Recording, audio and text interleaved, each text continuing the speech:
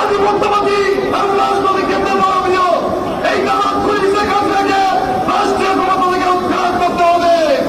আপনার কি সেই জন্য প্রস্তুত আছে? জনগণ এবার প্রস্তুত আছে। একটি সম্পদের মধ্য দিয়ে কাজে যাচ্ছে।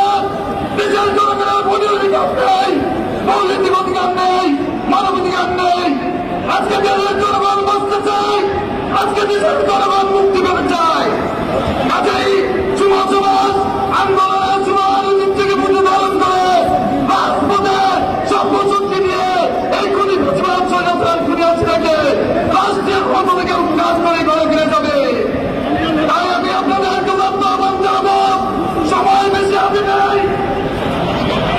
জাতীয়তাবাদী যুবদল তার বুকের টাকা রক্ত বেরিয়ে দিয়ে রাজপথে রঞ্জিত করে শহীদ রাষ্ট্রপতি জিয়া রহমানের যোগ্য উত্তরসূরি দেশনায়ক তারেক রহমানের নেতৃত্বে প্রস্তুত আছে। আমরা ইনশাআল্লাহ আপনাদেরকে সাথে নিয়ে এই খুনি প্রতিবাদ